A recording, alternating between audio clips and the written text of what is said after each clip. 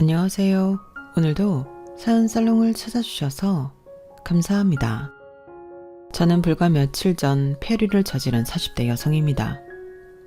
정확하게는 제가 한 행동이 폐륜이라는 말을 들었는데요. 저는 제가 한 행동이 폐륜이라고 생각하진 않았어요. 폐륜은 직계존속을 모욕하는 것이라고 생각했거든요. 그런데 국어사전을 보니 폐륜이라는 것은 인간으로서 마땅히 여겨야 할 도리에 어그러진 것 또는 그 현상을 말하더라고요. 그래요. 그럼 어쩌면 전 폐륜을 저지른 것일지도 모르겠지만 그렇다고 하기엔 전 조금 억울했어요.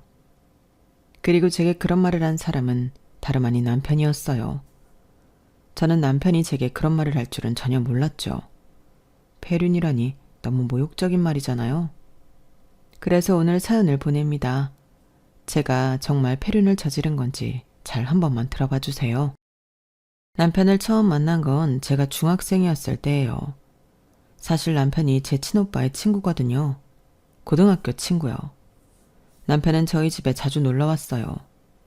저희 집이 엄마 아빠가 식당 일을 하셔서 집이 아주 비어 있었거든요. 남편만 올 때도 있었고 다른 친구들과 함께 올 때도 있었어요.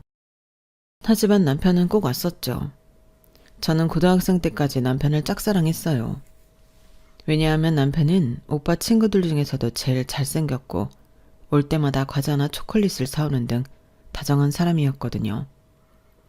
그리고 11월 11일 빼빼로데이가 되면 어김없이 빼빼로를 제게 주었죠.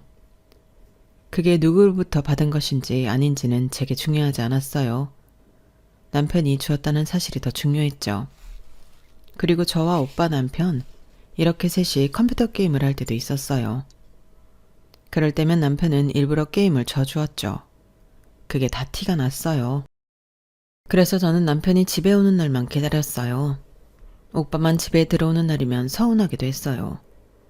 은근슬쩍 남편은 뭐 하는지 어디에 있는지 오늘은 왜 우리 집에 안 왔는지 오빠에게 묻기도 했죠. 티가 날 법도 한데 다행히 저희 오빠는 궁금해하질 않았어요.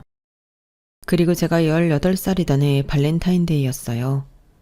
그때 저는 손수 만든 초콜릿을 남편에게 주었죠. 남편은 기쁘게 봤더니 그게 전부였어요. 그 어떤 말도 그 어떤 행동도 없었죠. 뭐 그럴 수밖에 없었어요. 남편은 저를 매번 친구의 동생으로만 생각하고 대했으니까요. 저는 남편의 반응을 나름 기대했어서 많이 실망했어요.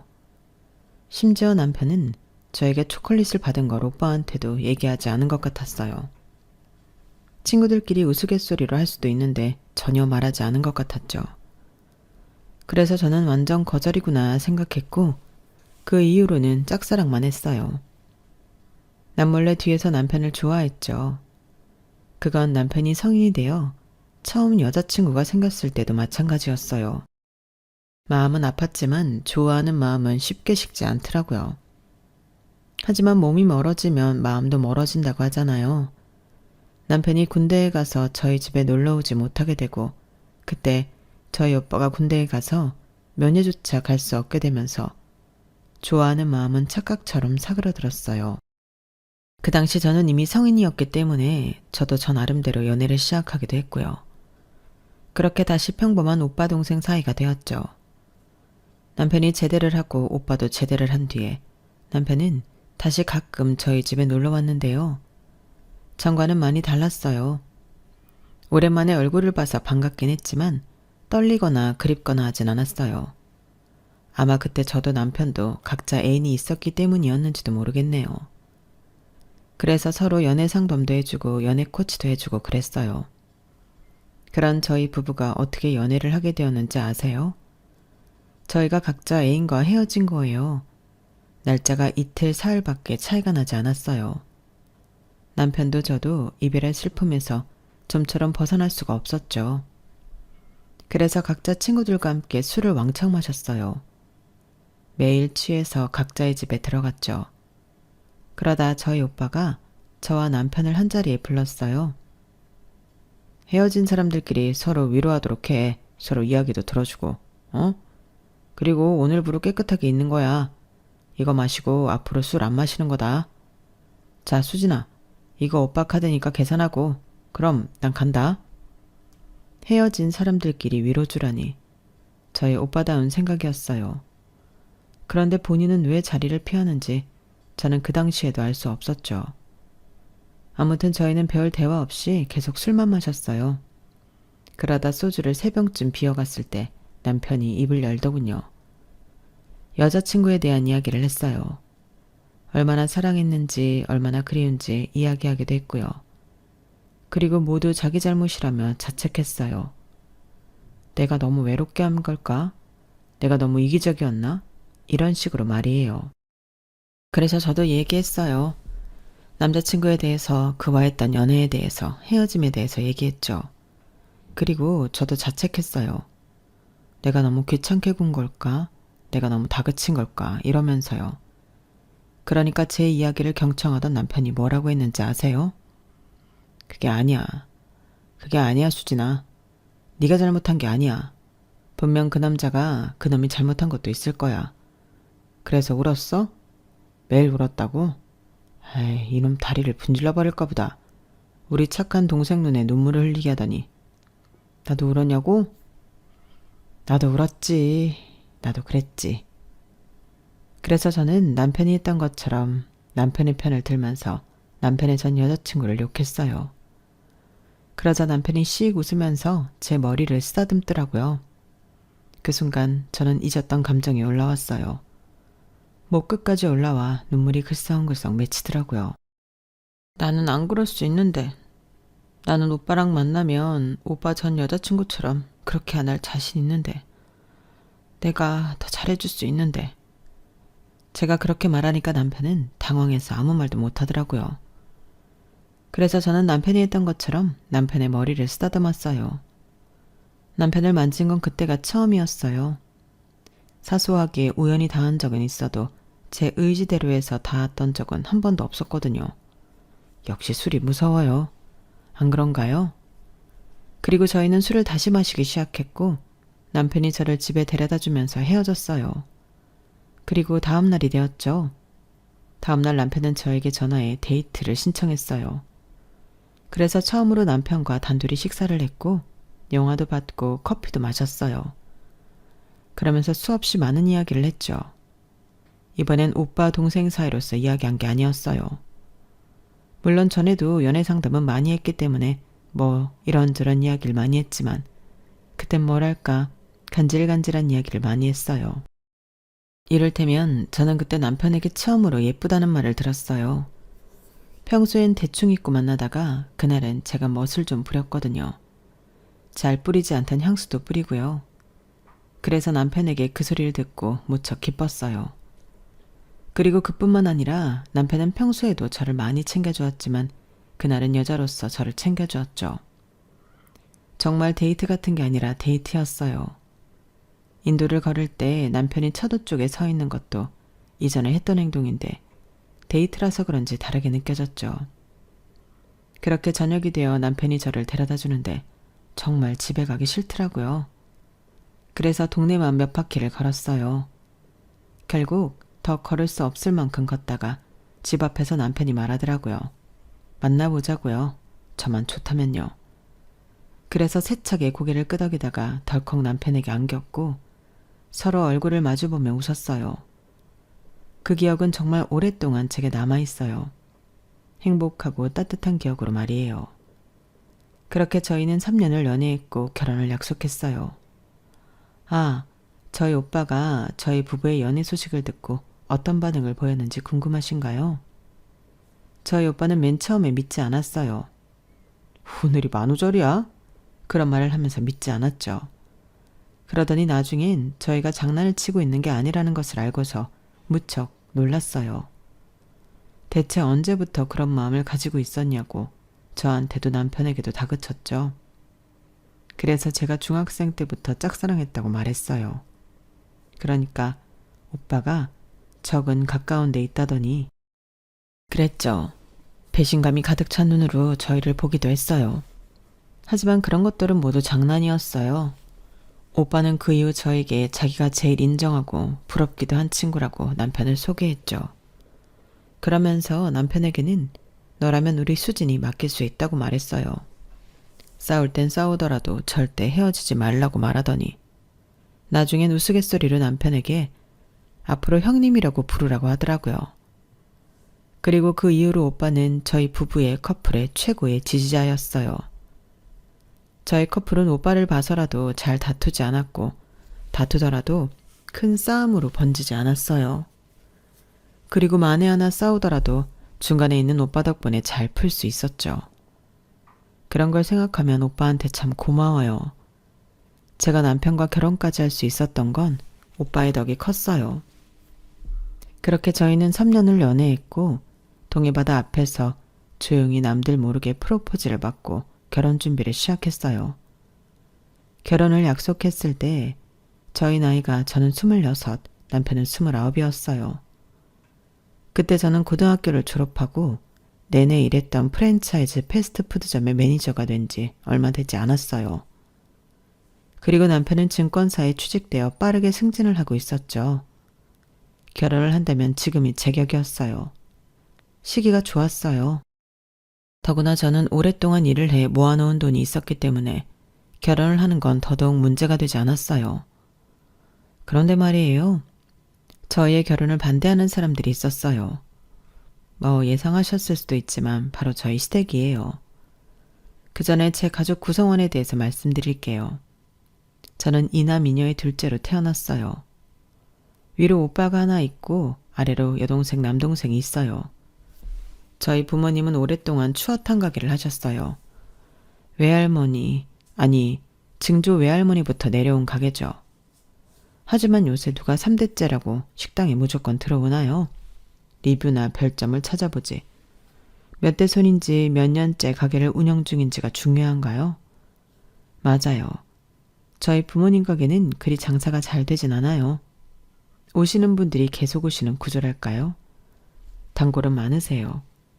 그리고 골목 안쪽에 위치해 있어서 찾고 싶어도 못 찾아오시는 경우도 있어요. 하지만 지금 있는 곳이 자릿세가 싸서 엄마가 이사는 하지 않으려고 하세요. 그런 집에 애가 넷이니 누구는 무언가를 포기하고 누구는 무언가를 해야 하고 그런 일이 부지기수였죠. 엄마 말에 의하면 원래 저희 가족 계획은 오빠와 저 딱 둘이었는데 세상 일이 마음대로 되나요? 아이가 계속 생긴 거예요. 그래서 결국 막내가 태어나고 저희 아빠는 정관수술을 하셔야 했어요. 어쩔 수 없었죠. 아무튼 빠듯한 집에 아이가 넷이니 누구는 무언가를 포기하고 누구는 무언가를 해야 했는데요. 저희 오빠는 아들이고 영특해서 공부를 잘했어요. 그래서 집안에서 저희 오빠를 밀어줬죠. 그러니 당연하게 저는 학업에서 밀려났어요. 저는 그렇게 공부를 잘하진 않았거든요. 늘 보통 정도로 했죠. 그렇게 저는 여자중학교에서 상업고등학교를 나와 졸업 후 프랜차이즈 패스트푸드점에서 아르바이트를 하다가 직원이 되고 매니저가 된 케이스예요. 저는 제 삶이 안타깝긴 했지만 어쩔 수 없다고 생각했어요. 그런데 때를 쓰면 된다는 걸 늦게 알았어요. 바로 제 여동생 이야기인데요. 제 여동생은 친구 따라 고등학교를 간다며 인문계를 간다고 때를 썼어요. 정말 단식투쟁도 하고 소리를 지르면서 화내고 울고불고 난리도 아니었어요. 그래서 결국 엄마가 져서 여동생은 인문계에 갔어요. 그리고 대학교도 가고 싶다고 때를 써서 그땐 단식투쟁도 뭐도 하지 않고 토정만 부렸는데 보내주더라고요. 물론 4년제는 아니고 전문대학교였지만요. 그게 어디예요? 그래서 저는 가끔 여동생이 우리 집은 너무 남아선호 사상이야 라고 말하며 남동생을 헐뜯을 때마다 기가 차요. 그런 말은 적어도 제가 해야 한다고 생각하거든요. 저는 아무것도 누리지 못했잖아요. 저도 친구들 따라 인문계 고등학교 가고 싶었고 갈 수 있는 성적이었어요. 대학도 가고 싶었고요. 그때밖에 할 수 없는 게 있잖아요. 청춘, 저도 그걸 느껴보고 싶었어요. 하지만 때를 쓰지 않으니 엄마는 제가 당연히 돈을 벌어올 거라고 생각하더라고요. 그래서 사남매 중에 오직 저만 20살부터 돈을 벌었고 그때부터 엄마한테 생활비를 줬어요. 생활비는 외할머니가 강요했어요. 너는 돈을 버니까 너라도 엄마한테 생활비를 줘라 이렇게 말씀하셨죠. 생각해보니 그때도 저는 떼를 쓰지 않았네요. 사람이 둔한 걸까요? 가끔 저는 저를 되돌아보면 좀 바보 같기도 해요. 그래서 제가 상업계 고등학교를 나와서 제가 대학엔 발도 못 붙인 고졸이라서 시댁은 저를 반대했어요. 시댁에서는 저를 공부 못하는 꼴통이라고 생각했고 저희 집안은 애 하나 공부도 못 시키는 가난뱅이라고 생각했어요. 게다가 제 직업이 반반하지 않다고 생각하셨죠. 거의 저를 백수보다 더 하찮은 직업을 가진 사람처럼 대하셨어요. 그게 눈빛으로 손짓으로 다 티가 났고 시댁은 그런 말을 제게 하기도 했어요. 더구나 시어머니는 제게 이런 말을 했죠. 내가 우리 경준이 어떻게 키웠는지 알면 기겁하고 도망갈 텐데 어디 한번 말해줘요. 내가 우리 경준이를 어르고 달래 공부시켜서 이 동네에서 제일 좋은 중학교, 제일 좋은 고등학교, 제일 좋은 대학교에 보낸 사람이에요. 우리 경준이가 어디 대학교 나왔는지 아가씨도 알죠? 내가 얘 공부시킨다고 도시락 싸들고 쫓아다녔다고. 이게 다 무슨 소린 줄 알아요? 나 우리 경준이한테 투자했단 소리예요. 뭘 위해 투자했겠어? 우리 경준이 결혼하고 애 낳고 잘 살도록 하기 위해서 투자한 거겠죠? 그런데 아가씨, 상업계 고등학교 나와서 대학도 못 가고 지금 어디서 뭐 한다고? 내가 좀 기가 차. 지금 아가씨한테 기름 냄새 풀풀 나는 거 알아요? 그리고 그런 저급한 음식을.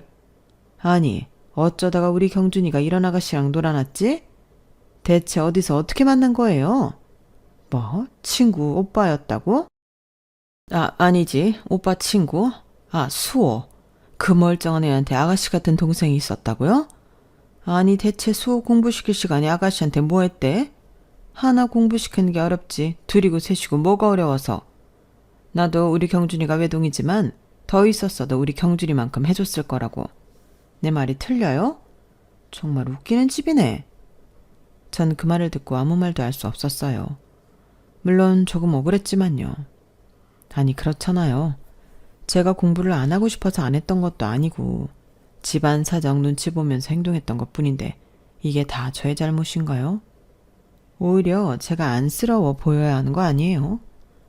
하지만 결국 전 울면서 시댁에서 나와 남편에게 향했어요. 남편에게 하소연을 하자 남편도 모르지 않았다는 듯이 굴더라고요. 그러면서 남편에 화를 냈어요. 가출을 했죠. 남편은 결혼한 오빠의 집에서 지냈어요. 새언니도 감사하게 남편에게 서재를 내주었죠. 그렇게 일주일 보름이 지나자 시댁에선 허락하겠다는 말이 나왔어요. 물론 다시 찾아뵈었을 때 시어머니나 시아버지는 저를 더 안 좋게 보셨어요. 저를 아들의 비행을 종용하는 여자로 보셨죠. 하지만 저와 남편은 일단 결혼을 하고 보자는 식이었어요. 결혼을 하면 순리적으로 다 해결될 거라고 믿었죠. 그래서 그런 시선도 다 괜찮았어요. 저희는 웃으면서 기쁘게 결혼을 맞이했어요. 그렇게 저는 남편과 결혼을 하게 되었어요. 하지만 저희의 예상과 다르게 결혼 생활은 그리 순탄하지 않았어요. 시댁에선 여전히 저를 한심하게 보셨어요. 시어머니와 시아버지 모두가 제가 일을 그만두길 바라셨죠. 매번 시댁에 찾아가면 그 말씀을 하셨어요. 언제까지 그 기름통에서 일할 거니? 그러면서 심지어 쪽팔린다는 말을 하기도 했죠. 그리고 매번 시부모님에게 그만하라고 하기도 지친 남편이 저에게 일을 그만두는 게 어떠냐고 말한 적이 있었어요. 자기 월급으로도 충분하지 않냐고요. 사실 맞아요. 그 당시에도 지금도 남편의 월급으로 충분히 먹고 살 수 있어요. 아이가 생겨도 문제는 없었죠. 하지만 저는 제 손으로 돈을 벌고 싶었어요. 남편에게만 의지하고 싶지 않았죠. 꼭 그렇게 되면 제가 고졸이어서 대학을 나오지 못해서 그런 선택을 한 것 같이 느껴졌어요. 그래서 더 싫었죠. 제가 그렇게 말하자 남편은 알겠다고는 했지만 좀 싫은 눈치였어요. 왜냐하면 제가 일을 그만두지 않은 한 시부모님은 계속 그런 말을 할 테니까요. 그리고 시어머니는 저희 집안을 질색하셨어요.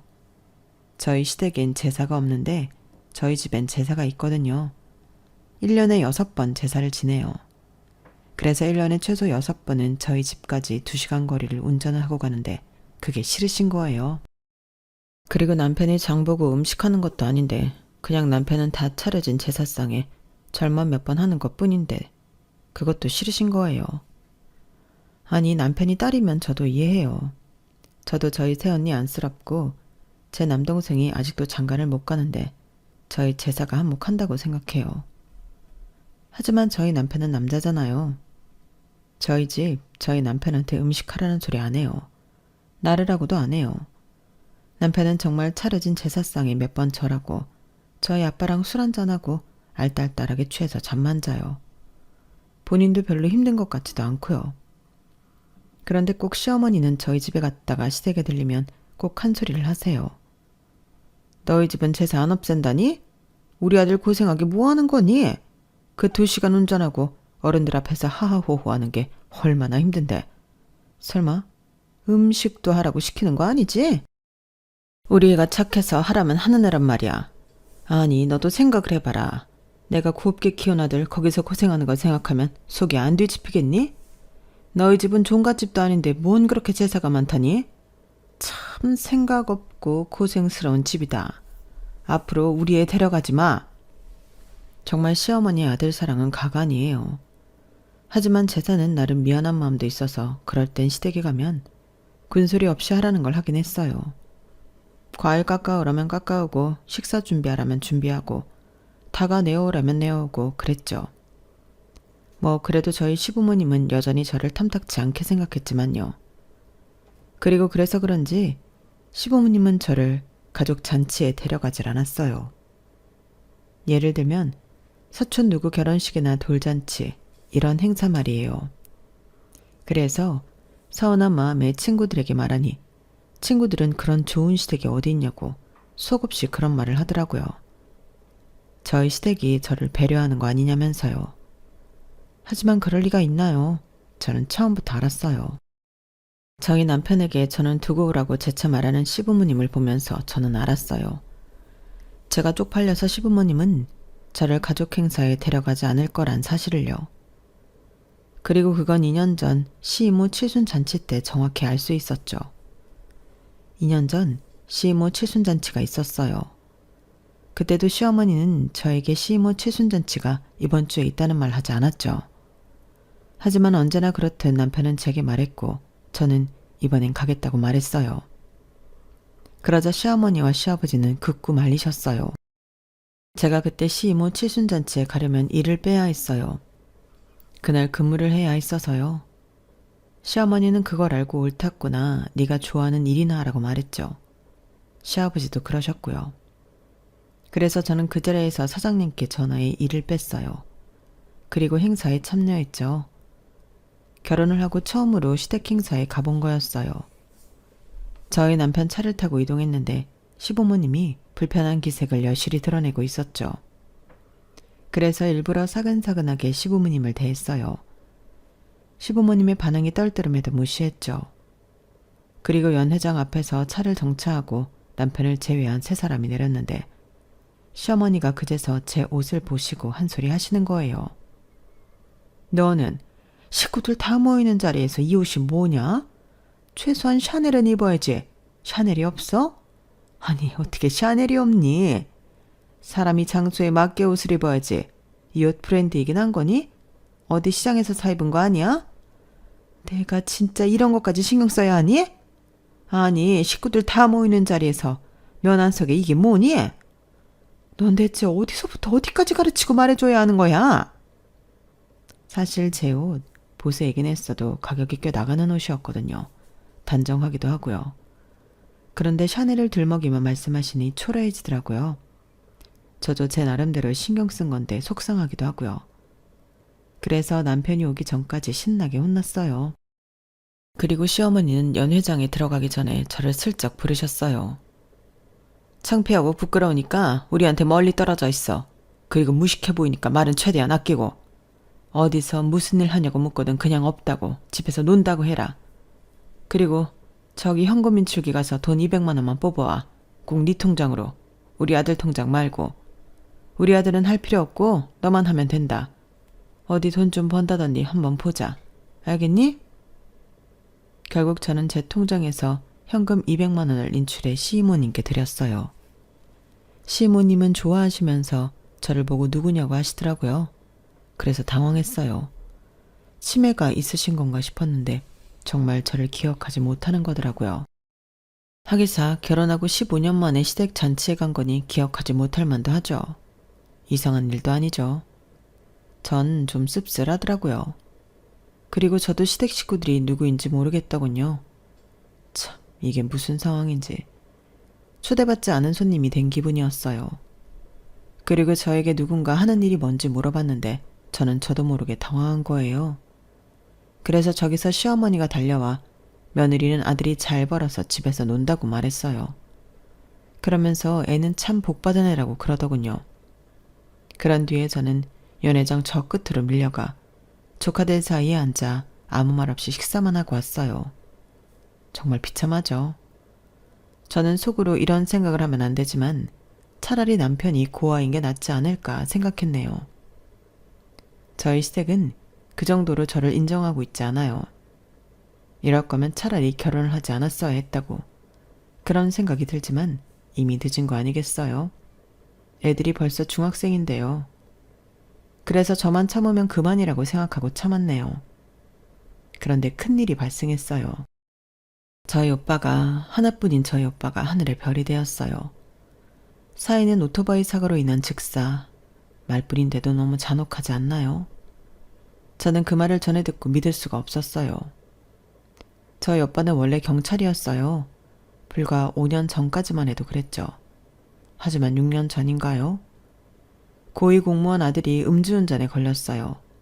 아니, 음주운전으로 인명사고를 냈죠. 사람이 죽었거든요. 사고가 접수되고 오빠가 출동했는데 사고 조사를 하는 중에 전화 한 통이 왔어요. 사고자의 아버지인 사람이었고 전화로 간단히 몇 천만 원을 줄 테니 사건 종료시키라는 말을 했어요. 저희 오빠는 그 전화를 받고 그냥 끊었어요. 그리고 한 통 더 전화가 왔는데 완전히 무시했죠. 그래서 결국 사고자는 징역형을 받았어요. 그런데 문제는 그 다음이에요. 그 후 오빠는 직장 내 왕따를 당했고 업무 평가를 한 번도 낮게 받은 적이 없는데 팀 내 최하위였죠. 오빠는 그 변화와 결과를 보고 청탁을 거절했기 때문에 본인에게 이런 일이 생겼다는 것을 예측했어요. 오빠는 무척 혼란스러웠어요. 이런 일은 처음이었거든요. 청탁을 받은 일이야 있긴 했지만 거절했다고 이런 후폭풍이 온 적은 없었어요. 오빠는 청렴을 추구해야 하는 경찰이 이래도 되냐고 사장에게가 화풀이도 하고 동료들에게 대체 왜 이러냐고 호소도 해봤어요. 하지만 달라지는 건 없었죠. 모두 오빠를 안타까워하면서 무시하고 혹은 어리석다고 생각하는 사람들도 있었죠. 사실 오빠는 인간관계를 굉장히 중시하고 좋아하는 사람이어서 엉망이 된 업무평가보다도 관계가 망가진 게 더 힘들었을 거예요. 새언니 말로는 오빠가 잘 마시지도 않던 술을 자꾸 찾았다고 해요. 매일 술을 마시고 마시지 않으면 잠을 못 잤어요. 그리고 잠을 자더라도 자주 깨고 화장실에서 냉장고 앞에서 멍하니 있기도 했어요. 그러다 결국 새언니의 도움으로 오빠는 사표를 썼어요. 그리고 친한 친구의 치킨집을 인수했죠. 그게 5년 전 일이네요. 그때 오빠가 치킨집을 인수했을 때 제가 화분도 2개나 사다 주고 했는데 이젠 꿈 같네요. 오빠는 배달을 하다 무리하게 차선을 바꾸는 차량에 치여서 가드레일을 온몸으로 받고 그 자리에서 사망했어요. 뼈라는 뼈가 다 부서져 있었죠. 새언니는 오빠의 시체를 보고 오열했어요. 얼굴을 알아보지 못하겠더군요. 그리고 오빠에겐 꽃같은 2딸, 올해로 20살 고등학교 2학년이 된 2딸이 있어요. 제 조카도 오빠의 마지막 모습을 보고 울다가 둘째는 실신했네요. 아마 오빠는 쉽게 눈을 감지 못했을 거예요. 그걸 생각하면 마음이 참 아파요. 그리고 오빠의 친한 친구인 저희 남편도 오빠의 죽음을 믿을 수 없어 했어요. 저 없는 곳에서 많이 울었는지 눈이 시뻘개져서는 아무 말도 안 하더라고요. 제 앞에서는 참더라고요. 그리고 묵묵히 저희 가족을 지켜주더라고요. 그리고 첫째 날 늦은 저녁, 조문객이 거의 나가고 남편과 늦은 저녁을 먹었어요. 그러면서 소주 한 잔을 했어요. 남편이 많이 피곤하지 하면서 소주를 건네더라고요. 저도 너무 슬프고 피곤해서 한 잔 마셨어요. 한 잔, 두 잔 마시면서 저희 부부는 오빠를 추억했어요. 우리 만난다고 했을 때 수호가 나 때린 거 사실 진짜 아팠다. 그 자식이 진심으로 때리더라고. 그래도 자기 동생이라고. 당신은 모르겠지만 엄청 배신감 들었다고 나한테 술 취해서 말한 적도 있어. 내가 자기 동생 도둑질했다면서. 수호가 당신 엄청 아꼈어. 결혼식 때 축사하면서도 울었잖아. 다 걔 우는 거 처음 봤다. 당신은 본 적 있어? 저도 그때가 마지막이었어요. 오빠가 우는 거 말이에요. 그 생각에 제가 울자 남편이 휴지를 건네줬어요. 수호가 당신을 아끼기도 했지만 무척 미안해한 것도 알아? 자기가 첫째고 아들이라 다 자기만 챙기고 서포트해줘서 자기는 경찰도 되고 그랬다고. 당신이 지금 하는 일 하는 거 자랑스럽고 대견하면서도 미안해했어. 그래서 당신이 우리 집에서 겪은 수모, 수호도 알고 나 무척 미워했다. 너한테 시집 보내는 게 아니었다면서. 내가 중간 역할 못한 거라면서. 사실 다 맞지. 내가 당신을 못 지킨 게 맞지. 그때 순순히 인정하고 미안했다고 했어야 했는데 그때 자존심이 상해서 욱했거든. 그게 지금 생각나네, 미안하게. 생각해보면 걘 우리한테 늘 든든한 지원군이었어. 그렇지. 참, 그렇게 생각하니까 공허하네. 그지? 맞아요. 오빠는 늘 저희 부부의 든든한 지원군이자 지지자였어요. 남편이 말하니 그때가 생각나네요. 저희 결혼식 때 오빠에게 축사를 부탁했어요. 부끄러워하더니 A4를 꽉 채워왔더라고요. 그리고 한자 한자 읊는데 저는 이미 눈물이 나서 화장이 다 지워졌고 남편도 글썽였죠. 우는 하객들도 있었어요. 그때 오빠에 대한 고마움은 무엇과도 비교할 수 없어요. 너무 고마웠어요. 그런데 그걸 전했었나? 기억이 안 나더라고요. 그리고 저는 몰랐어요. 오빠가 저한테 늘 미안함을 가지고 있다는 걸요. 그냥 오빠가 우리 가족에 대해 어떤 생각을 갖고 있는지 몰랐어요. 이제 알게 되어서 얼마나 미안하고 속상하던지 눈물이 계속 나더라고요. 그렇게 밤새도록 남편과 오빠를 추억했어요. 그리고 저는 옆에서 이런 이야기를 해주고 들어주는 남편이 고마웠어요.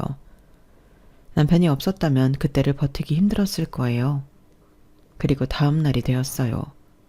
오후쯤 되어서 시부모님이 오셨어요. 그런데 시어머니가 하얀 블라우스를 입고 오셨더라고요. 샤넬 로고가 박힌 블라우스요. 어디를 다녀오셨나 싶어서 물어보니 집에서 왔대요. 요새 그런 게 무슨 의미가 있니? 와준 게 고마운 거 아니야? 그것도 그래서 일단 조문을 받았어요. 그런데 저를 안아시고 곧전 돈본투를 넣으셨어요. 그러면서 저희가 시부모님이 절하기를 기다리고 있는데 시어머니가 호호 웃었어요. 저희가 교회를 다녀서요. 절은 안 해요. 무릎도 요새 안 좋고. 그래서 분위기가 싸해졌는데 남편이 시부모님을 데리고 식사 자리로 갔어요. 저도 그래서 따라갔죠. 그런데 시어머니가 남편이 안내한 자리가 아니라 긴 테이블 앞에서 술을 세어보더라고요. 하나, 둘, 셋 이렇게요. 그러더니 거기에 앉으시겠대요. 시간이 손님이 몰릴 시간도 아니고 그래서 거기에 앉도록 했어요. 그리고 식사를 준비해주는 종업원이 왔는데 시어머니가 12개를 준비해달라고 하는 거예요. 어머니 왜 12개예요? 놀란 종업원 옆에서 제가 모르니 시어머니는 손님이 더 온다는 거예요. 그리고 10분도 지나지 않아 등산복을 입은 사람들이 우르르 들이닥쳤어요. 제가 저분들은 누구냐고 물었어요. 아니, 내가 등산 모임 회장이잖아. 그런데 내가 요새 무릎이 안 좋아서 등산을 못 가졌니? 그래서 미안해서 식사나 대접하려고 했는데 딱 이 근처 산에서 오늘 등산한다지 뭐니. 괜찮지? 여기 다들 잘 타고 내려왔어? 시어머니 말이 끝나자마자 등산복을 입은 사람들이 저에게 반갑게 인사를 했어요. 시어머니는 저를 며느리라고 소개하고 사람들을 자리에 앉혔죠. 아가, 술이랑 물 좀 가지고 올래? 이왕이면 시원한 걸로. 그래서 제가 여기 상갓집이라고 혹시 모르시는 거냐고 했는데 시어머니가 냉장고 앞에서 오빠 영정사진을 향해 턱짓을 했어요. 내가 그걸 왜 몰라? 방금 주문도 했잖아. 그리고 네가 이럴 때 아니면 언제 나한테 도움이 되겠니? 그러면서 술과 물을 가지고 알록달록한 사람들 쪽으로 가는 거예요. 보니까 시아버지도 옳았구나 하하 웃으며 술을 마시고 계셨어요. 그리고 새언니가 제게 다가왔죠. 박 인상을 쓴 채로 저에게 봉투를 주는 거예요. 거의 던지듯이요. 봉투는 시어머니가 조이한 봉투였어요. 시부모님 이름이 적혀 있었죠. 제가 이걸 왜 꺼내왔냐고 새언니를 쳐다봤어요. 그런데 새언니가 무척 화가 난 표정을 지었어요. 이거 빈 봉투야. 봐봐. 빈 봉투라고. 내가 정말 어이가 없어서. 대체 아가씨를 뭘로 보길래, 아니 우리 집안 사람들을 뭘로 보길래 저러는 거야? 지금 저 회식 자리는 뭐고? 아가씨, 지금 나랑 장난해? 지금 여기 아가씨 오빠 장례식이야. 그것도 호상이야? 지금 내 꼬락선이 안 보여? 나 지금 죽겠다고. 안 그래도 지금 폭발할 것 같고 죽을 것 같은데. 대체 왜 이러는 거야? 지금 당장 저 사람들. 새언니가 더 이야기하려는데 시어머니가 저희 쪽으로 왔어요. 술을 한잔 하셨는지 술 냄새가 폴폴 나더라고요. 어머, 이쪽이 네 시언니 맞지? 얼굴이 수척하네. 뭐라도 먹었어요? 이럴 때일수록 잘 먹어줘야 해. 그런데 안쓰러워서 어떡해? 딸만 둘이드만. 한순간에 애비 잃어서 어쩌면 좋아. 결혼식 때 누구 손잡고 들어갈 건데? 설마 우리 아들 아니지? 농담이야, 농담. 그래도 혹여나 우리 아들 손은 안 돼요. 남의 딸 손을 잡을 이유 없지. 그리고 우리 수호, 나도 어릴 때부터 봤지만 애가 참 바르고 싹싹했어. 인사도 참 잘하고. 그치? 그래도 공부는 우리 아들이 잘했지. 운동도 우리 아들이 더 잘하고. 수호가 옆에서 힘들었을 거야. 그래도 잠깐이나마 족복상 우리 아들보다 높은 사유리여서 좋았으려나? 난 정말 자존심 상했는데. 우리 아들이 자기보다 공부는 못하고 잘 벌지도 못하는 친구한테 형님 해야 돼서 말이야. 어머, 너희 엄마 찾아왔니? 참 어쩌면 좋아, 안쓰러워서. 그리고 저희 부모님이 오셨어요. 아마 저희가 모여 있어서 무슨 일 있나 오신 모양이에요. 걱정스러운 표정이셨거든요. 그리고 시어머니가 새언니를 지나쳐 저희 부모님 손을 각각 잡았어요. 아휴, 자식 잃은 슬픔은 무엇으로 비교할 수가 없다는데 어쩝니까? 그것도 젊은 나이에, 그쵸? 그러니까 오토바이는 사람 탈게 못 된다니까. 그래도 살아노르는 아직 셋이나 남았으니까 너무 슬퍼 마세요. 저는 시어머니 말에 기겁을 하고 시어머니를 저희 부모님에게서 떼어내고 저희 가족들을 모두 보냈어요. 그리고 시어머니에게 이게 대체 무슨 짓이냐고 화를 냈죠. 도저히 참을 수가 없었어요. 그러자 시어머니는 시어머니의 손을 잡은 제 손을 찰싹 때렸어요. 내가 뭐 잘못 말했니? 내가 아닌 말했어? 예, 술 취한 사람 지금 말하라.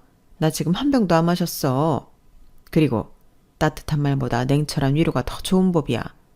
네가 나보다 더 살았니? 어디서 훈수야 훈수는? 그나저나 여기 육개장 맛있다고 난리다. 여기 육개장 혹시 한우니? 여기저기 보면 한우는 아닐 것 같지만 좀 낡았다 여기. 대체 얼마 주고 빌렸니? 호상도 아닌데 좀 좋은데 빌리지. 어쨌든 육개장에 든 고기 한우인지 물어봐라. 저는 온몸이 부들부들 떨렸어요. 그리고 시어머니는 제 앞에서 쫑알쫑알 이야기를 하는데 죽겠더라고요.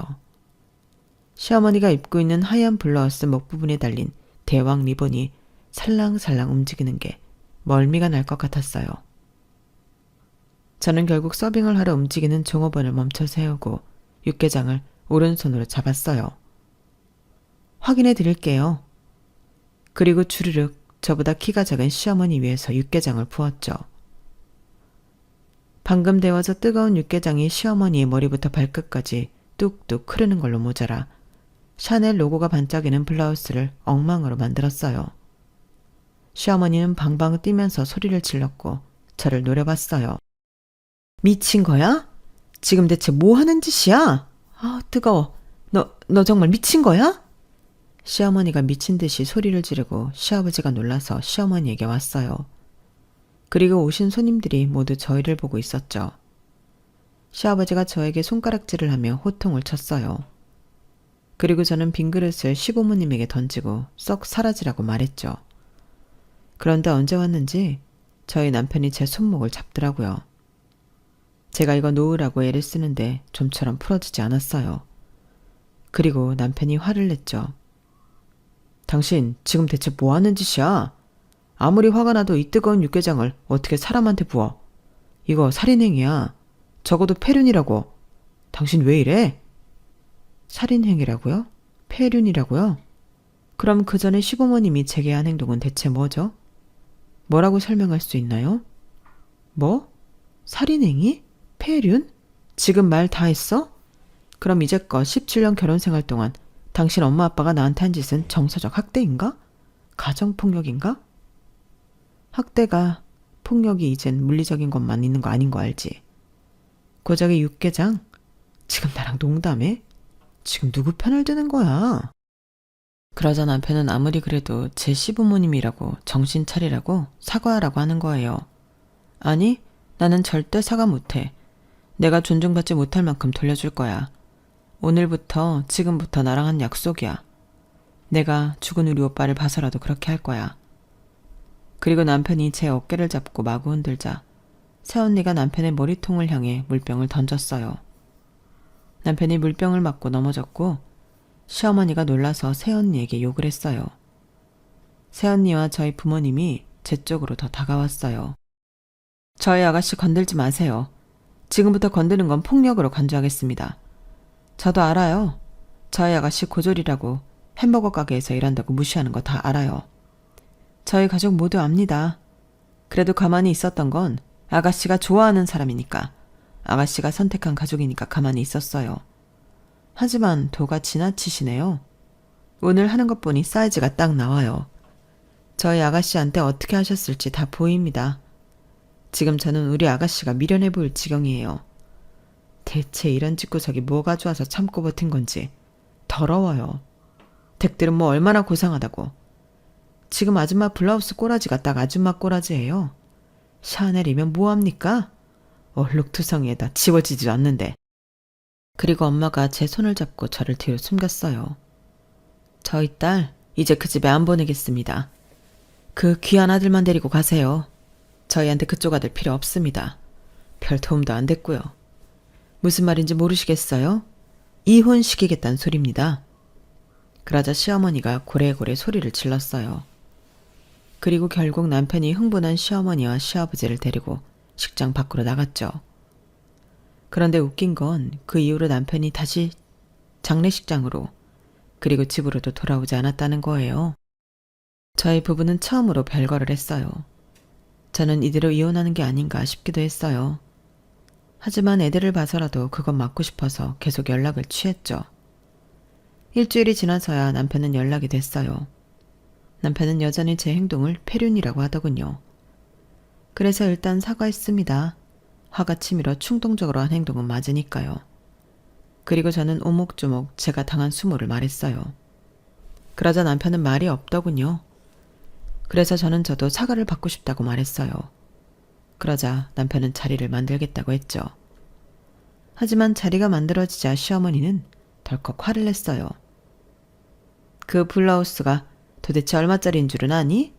이제 다시 구하기도 어려운 디자인이라고. 그리고 내 지인들 앞에서는 나를 욕보였다. 며느리라는 애가 도움은 못할 망정 이게 뭐냐?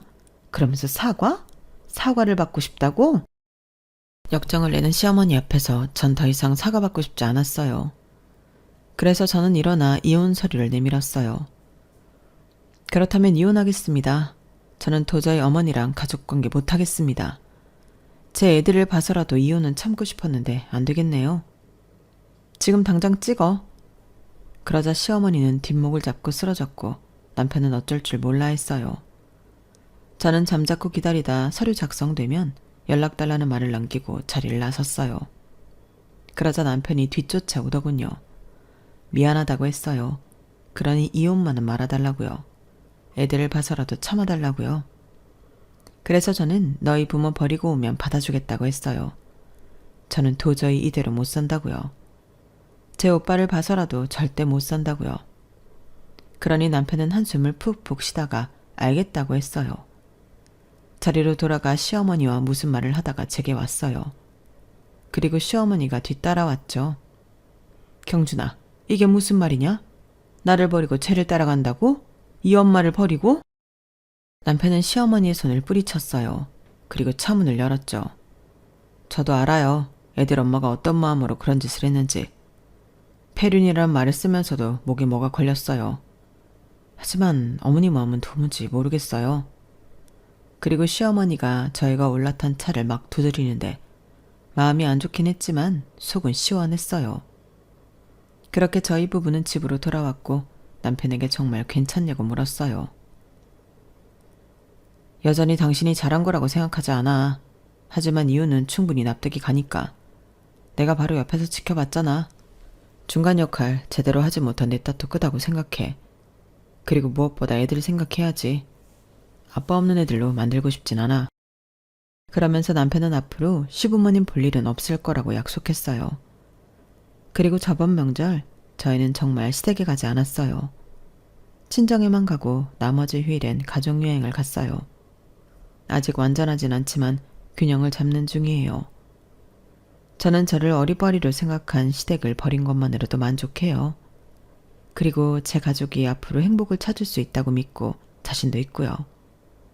여기까지가 저의 사연입니다. 여러분들은 저의 행동을 어떻게 생각하시나요? 제 사연 들어주셔서 감사합니다. 여러분의 가정에는 행복과 행운이 가득하시길 바랍니다. 여러분, 사연 댓글에 응원과 현명한 조언 부탁드려요. 좋아요와 구독은 저에게 큰 힘이 됩니다. 오늘도 좋은 일 가득하세요.